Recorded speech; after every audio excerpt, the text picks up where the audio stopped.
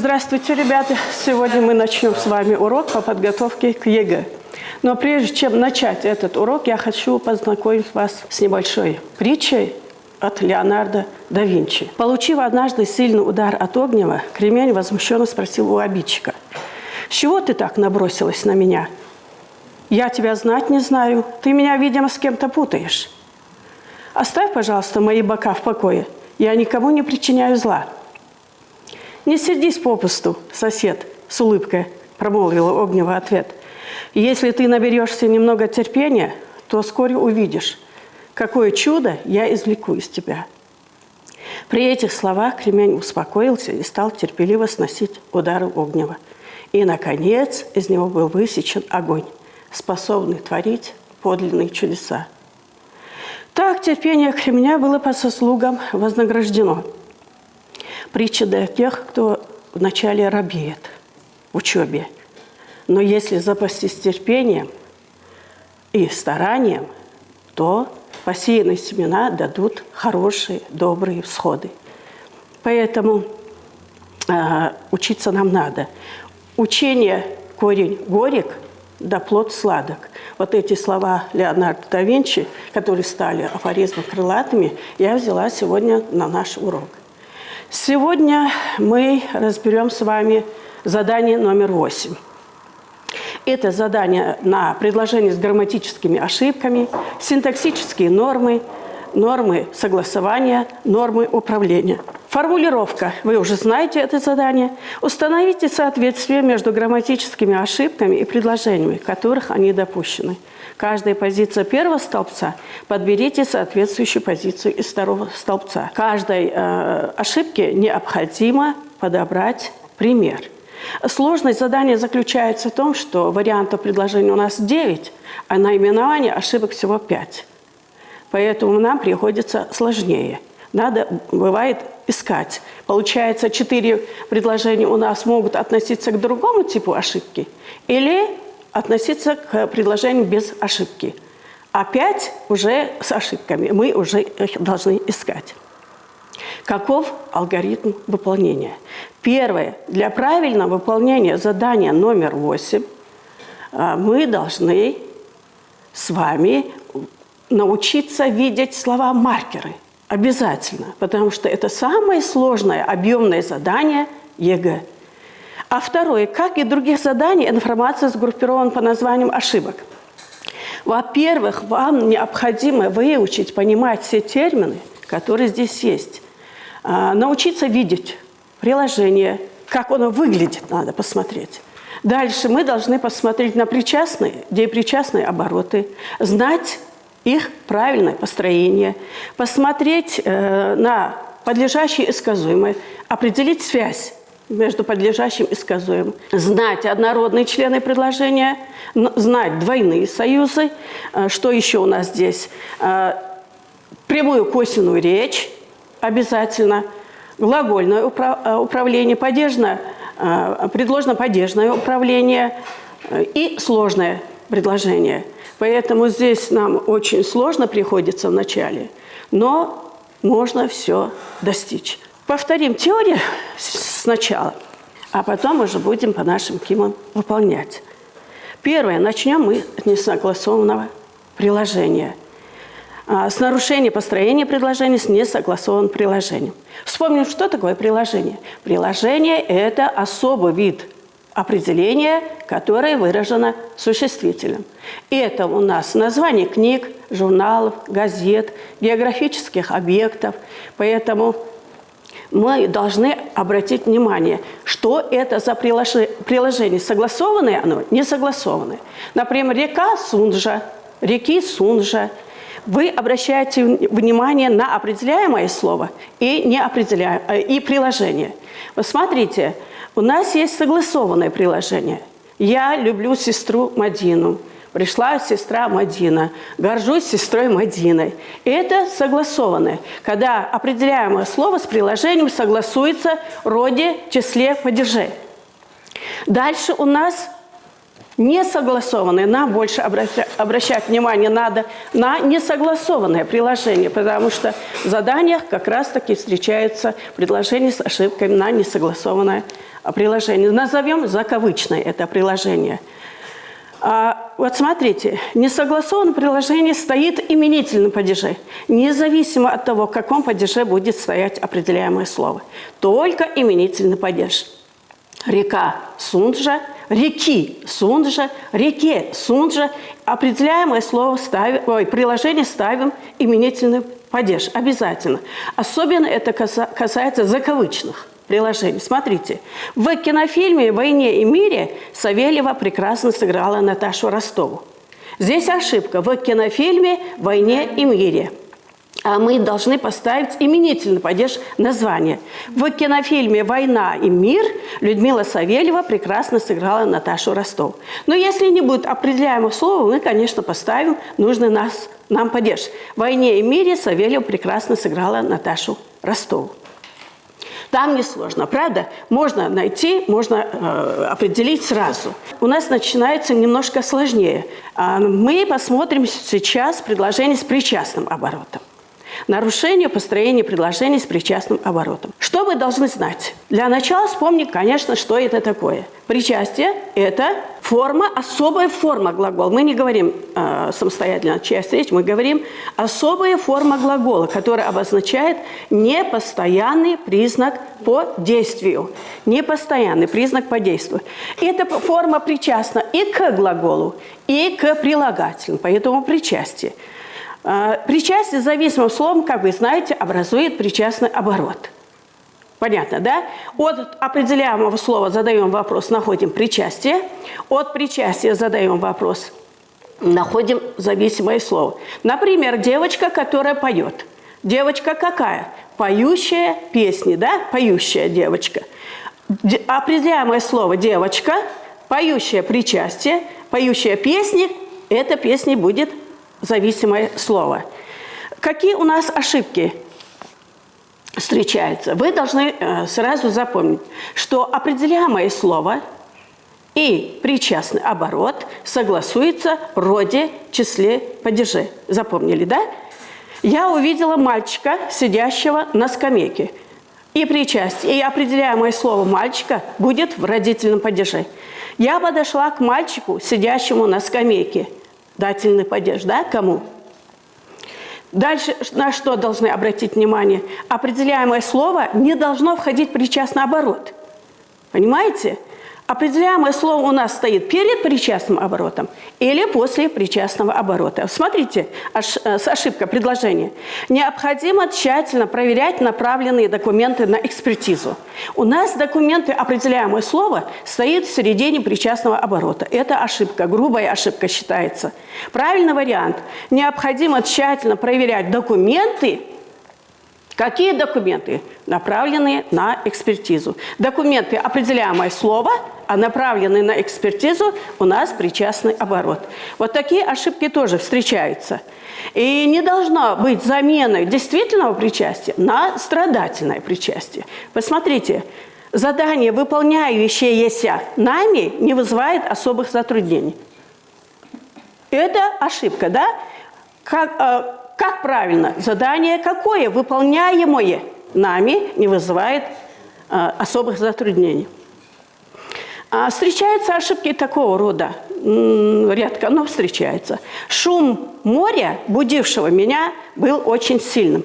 Вы часто ошибаются, не могут найти правильно определяемое слово. Здесь определяемое слово будет, конечно, шум. Поэтому шум моря, будивший меня, был очень сильным. Запомнили, да? Вот такого рода ошибки будут у нас при использовании причастного оборота. То есть мы должны находить и исправлять. Дальше посмотрим, наверное, с причастным оборотом уже понятно, да, что делать. С непричастным оборотом там больше у нас ошибок. Неправильное построение предложения с деепричастным оборотом. А опять-таки, что такое деепричастие? Дея означает действие. Деепричастие – это особая форма глагола тоже, но которая обозначает добавочное действие при основном действии. Должно быть обязательно основное действие, чтобы было добавочное. Посмотрите предложение. Он шел по улице и улыбался. Два однородных сказуемых. мы должны оставить основное сказуемое, а второе переделаем. Посмотрите, он шел по улице и улыбался. Он шел по улице, улыбаясь. У нас получается депричастие, обособленное депричастие одиночное, но это оборот. Дальше кошка сильно зевнула, заснула. Кошка зевнула и заснула. Понятно, да? Здесь у нас несовершенный вид и совершенный вид депричастия. Часто употребляется, очень часто, даже особенно в лирике, употребляется депричастный оборот в инфинитивных предложениях, к которым относится к любому человеку. Посмотрите. Приятно вдыхать запах опавшей листвы. Любому приятно. Нужно проверять свою работу, следует ее тщательно проверять. Всем это нужно, да? Гуляя по осеннему лесу, приятно вдыхать дурманящий аромат осенней листвы. Сдавая свою работу, следует ее тщательно проверять. Депричастный оборот, здесь обратите внимание, не употребляется, если сказуемо выражено кратким страдательным причастием. Такие ошибки там были. Сдав экзамены, я был принят в вуз. То есть, получается, он был принят кем-то же в вуз. Да. Следующее предложение. Получив хорошее образование, его направили на стажировку. Два действующих лица. Он и руководитель. Да? Исправляем. Первое предложение. Когда я сдал экзамены, меня приняли в вуз. Только сложно подчиненное предложение можно употребить. Депричастный оборот нельзя. Во втором предложении тоже. Когда он получил хорошее образование, его направили на стажировку. Запоминаем, что определяемым словом депричастия всегда является что? Глагол. Основное действие. Только от него мы задаем. Поэтому вопрос от него задаю, поэтому оно определяемое. Глагол, то есть основное действие и добавочное действие совершает одно и то же лицо. Вот это обязательно надо запомнить. Одно и то же лицо. Посмотрите, если это к разным лицам относится, употребить депричастный оборот нельзя. То есть депричастный оборот не употребляется, если действие, выраженное глаголом, действие, выраженное депричастием, относится к разным лицам. Посмотрите предложение. «Поскользнувшись на льду, меня подхватил оказавшийся рядом парень». Здесь получается два действия. Я поскользнулся, и парень подхватил. Да? Два действия. Поэтому с депричастным оборотом это неправильное предложение. Нужно образовать, чтобы было сложно подчиненное предложение с придаточного времени. Чаще всего получается у нас. Когда я поскользнулся, меня подхватил оказавшийся рядом парень. Встречаются и такие ошибки, нелепые, может быть. Проходя под домом, на меня свалилась сосулька. Это получается у нас по предложению, что сосулька проходит под домом. Понимаете? Верное предложение. Когда я проходила под домом, на меня свалилась сосулька. В безличных предложениях не употребляется депричастный оборот. Вспомните, что такое, какие это предложения безличные. Безличные односоставные предложения, где нет и не может быть лица подлежащего. Вот смотрите. Приехал в магаз, мне стало грустно. Неправильно. Когда я приехал в магаз, мне стало грустно. Запомните еще раз. Нет основного действия, нет и добавочного действия. Вот это при решении задания номер 8 обязательно надо запомнить. Дальше посмотрим связь между подлежащим и сказуемым. Вот здесь часто тоже встречаются такие ошибки, где есть нарушение между подлежащим и сказуемым. Запомните, кто, что, каждый употребляется с глаголом в единственном числе, в третьем лице или в форме мужского рода. Те, все с глаголом во множественном числе. То есть мы узнаем, что подлежащее и сказуемое согласуются в числе. Вот предложение. Те, кто мечтает стать исследователем, должен развивать свою зрительную память. Оно у нас неправильное, потому что у нас стоит подлежащее во множественном числе. Те, кто мечтает стать исследователем, должны развивать свою зрительную память. Встречаются иногда и сложно сокращенные слова. Если сложно сокращенные слова встречаются у нас в роли подлежащего, мы Смотрим на ключевое слово. И род определяем по ключевому слову. ООН объявило о решении вопроса по конфликту. Неправильно, да? Потому что это организация, и поэтому объявила. Дальше. Сказуемое согласуется с главным словом. Сложно сокращенных слов тоже бывает. Кресло-качалка отремонтировано. Неправильно, да? Потому что у нас главное слово будет кресло. Кресло, качалка отремонтирована. Это тоже запоминаем. Дальше роли подлежащие у нас встречаются и собирательные, и существительные.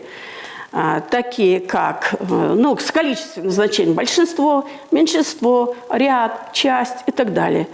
Большинство гостей уехало или уехали? У нас сомнения. Что же поставить?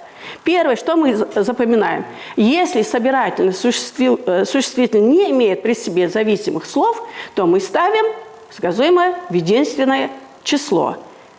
Возьмем меньшинство было против. Нет зависимого слова, есть просто меньшинство. Если зависимое слово имеет форму единственного числа, тоже ставим сказуемое единственное число. Подавляющее большинство населения голосовало за реформу. Третье. Если зависимое слово стоит у нас во множественном числе, имеет форму множественного числа, можно использовать сказуемое единственным и во множественном числе. Смотрите, большинство бойцов успело выпрыгнуть на берег и ударить с тыла по врагу. Можно и так. Большинство бойцов успели выпрыгнуть на берег и ударить с тыла по врагу. То есть, получается, можно использовать обе формы. Вот у нас такие ошибки. Но иногда бывает и числительное в роли подлежащего. Мы должны знать, что числительные оба это относятся к мужскому роду, обе к женскому, двое, трое и так далее не употребляется, конечно, существительным женского рода, они употребляются существительным мужского рода. Но и со словами, обозначающих взрослых животных, тоже не употребляются. Детеныши употребляются. Смотрите, неправильно. Двое тигров охотились на антилоп. Мы должны сказать, два тигра, да, охотились на антилоп. Вот у нас такие ошибки в этом задании. Следующее. Предложение с однородными членами. Ошибки построения предложений с однородными членами. В первую очередь, что вы должны сделать? Должны убедиться, что предложение есть однородные члены предложения. Что это такое, вы уже знаете. Отвечает на один и тот же вопрос, является одним и тем же членом предложения, относится к одному и тому же слову. Запомните, каждый из однородных членов должен быть грамматически соотнесен с общим словом. Запомнили? Каждый из однородных членов должен быть грамматически соотнесен с общим словом. Смотрите, я люблю и восхищаюсь братом. Мы встречали такие ошибки, да? Да. Мы должны здесь употребить падеж, который соответствует каждому слову. Я люблю кого? Своего брата и восхищаюсь кем? Им. Раскольников придумал и восхищается своей теорией. Глаголы сочетаются здесь в существительных разных падежах. Правильный вариант, конечно, будет Раскольников придумал кого что, винительный падеж, свою теорию и восхищается кем, чем творительный падеж, ею.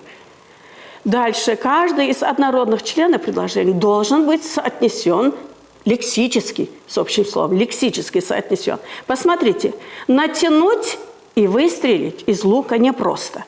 Что тут надо натянуть-то? Посмотрите, натянуть надо тетиву, поэтому лексически мы должны соотносить. Натянуть тетиву и выстрелить из лука непросто. Если однородные члены предложения причастие или прилагательные, они должны стоять одной и той же форме. Если в краткой, оба слова в краткой форме. Если полной, оба слова в полной форме. Посмотрите, книги эти интересны, это краткая форма, и хорошо иллюстрированные, это полная форма. Ошибка? Ошибка. Берем краткую. Книги эти интересны и хорошо иллюстрированы. Или полные. Книги эти интересные и хорошо иллюстрированные. Есть еще такое тоже, грубо я считаю, ошибка. Если перед однородными членами предполагаются разные союзы, их нельзя опускать. Их надо использовать. Посмотрите. Толпы людей были повсюду. На улицах, площадях, скверах. На улицах понятно, на площадях понятно, но не на скверах, поэтому свой предлог надо использовать. Толпы людей были повсюду, на улицах, площадях, в скверах. Дальше. Пятое. Все однородные члены должны стоять в том же падеже, что и определяемое слово. Неправильно будет, если вот будет такое предложение. «Жизнь крестьян изображена в произведениях русских классиков». Родительный падеж. Потом идет Гоголь, Тургенев, Толстой, именительный падеже. Мы должны поставить родительный падеж. «Жизнь крестьян изображена в произведениях русских классиков» Гоголя, Тургенева, Толстого. Например, я забыл обо всем. О тревогах и печалях, о бессонных ночах, о грусти и тоске. Следующее. Нельзя смешивать родовидовые понятия в ряду однородных членов. Вот смотрите, в пакете лежали сок, бананы, фрукты. Вот можно даже добавить, в пакете лежали апельсины, сок, бананы, фрукты. Конечно, в пакете лежали уже, мы отдельно выделяем, сок выделяем, остальное мы относим к фруктам, да, фрукты. Нарушен порядок слов при использовании двойных союзов. Это уже очень часто. У нас есть такая ошибка. Посмотрите, пожалуйста. Можно утверждать, что настроение было не только главным для создателя стихотворения, но и для читателя. Вы заметили ошибку? Каждый из этой пары должен стоять со своим однородным членом предложения. Здесь у нас не только стоит перед словом главным, а однородным у нас является для создателя, для читателя. Поэтому ставим на свое место. Можно утверждать, что настроение было главным не только для создателя, но и для читателей. Понятно, да? Части двойного союза постоянно. Их нельзя заменять другими словами. Двойные союзы, список двойных союзов здесь у нас есть. Вы это запоминаете. Отдельно я вам отдам с примерами листы готовые, чтобы мы уже могли тренироваться. Вот смотрите, в Северной Африке мы наблюдали много особенностей как в природе, а также и в людских нравах. Заметили ошибку? У нас нету союза двойного как и так же, да? В Северной Африке мы наблюдали много особенностей как в природе, так и в людских нравах. Поэтому обязательно вот это знать и вот это уметь применять. Знать, они постоянны, они не меняются. Поэтому появилось какое-то другое слово, вы уже знаете, что это неправильно, и исправляете. Запомните, если однородные члены соединены таким союзом, то запятая ставится перед второй частью, перед первой частью. В простых предложениях не ставится. Посмотрите, теплая погода, если и вернется, то ненадолго. Перед «то» поставили, а перед «если» не поставили. Но если это сложное предложение, запятую мы должны поставить и перед первой частью, и перед второй частью. Посмотрите, теплая погода, если она и вернется, то вернется ненадолго. Понятно, да? Две основы. Запятую ставим перед «если», запятую ставим перед «то». По вечерам, если нет ветра и на небе нет облаков, то запах сена чувствуется сильнее. Сложное предложение, запятая перед «если» ставится. Но при пропуске одного из однородных членов предложения мы уже не ставим запятую, ставим тире. Предложение такое.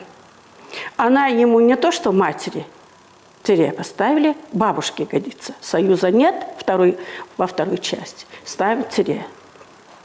Но бывает так, что в качестве однородных членов используются различные синтаксические элементы. Здесь тоже надо быть внимательным. Если предложение объединяется в однородные члены и различные синтаксические элементы, то это грамматическая ошибка. Люблю шахматы и плавать. Понимаете? Значит, раз шахматы, берем второе плавание, да? Нравится вышивать и рукоделие, ошибка. Бывают и разные формы именной части сказуемого. Сестра была огорчена и встревожена. Она была моложе и добрее. Неправильно? Неправильно. Если она была огорчена, второе тоже встревожена. Если первый моложе, второй тоже добрее. Понятно, да? Вот какие ошибки. Встречается причастный оборот и придаточное предложение. Тоже ошибка. Главный герой повести – это люди, не боящиеся трудностей, которые всегда верны своему слову. Стоит у нас причастный оборот в одной части, а во второй части начинается союз за который. Ошибка, конечно, ошибка. Исправлять надо обязательно. Герои повести, главный герой повести – это люди, не боящиеся трудностей и всегда верные своему слову. И причастный, идея причастного в одном предложении встречается, тоже ошибка. Любящие свою работу и стремясь хорошо ее выполнить, строители добились отличных результатов. Любящие и стремясь. Надо одну форму. Любящие и стремящиеся. Заканчивая наш урок, первый урок по подготовке ЕГЭ, хочу сказать следующее. Иоганн Гёте, задумываясь о смысле жизни, пришел вот к такому выводу. Начните доверять себе, и вы поймете, как надо жить. Чтобы прожить свою жизнь на все 100, не надо быть лучше других. Не надо быть лучше себя, стараться не надо. Надо просто что делать? Быть самим собой, да? Достаточно быть самим собой. Ничего не отвергая из того, что заложено в вас с рождения и получено при личном опыте. Ваша цель – раскрыть свой потенциал, максимально реализовать ее на отпущенном вам отрезке времени. Смысл жизни заключается в том, чтобы, переворачивая последнюю страницу вашей жизни, вы смогли бы сказать, оборачиваясь назад, сказать: начни я снова, повтори я снова свою жизнь, я прожил бы точно так же. Или основную ее часть, или всю жизнь, или каких-то главных, основных вопросах. На этом мы закончим первую часть задания номер 8. Продолжим на следующем уроке. Успехов вам! До свидания!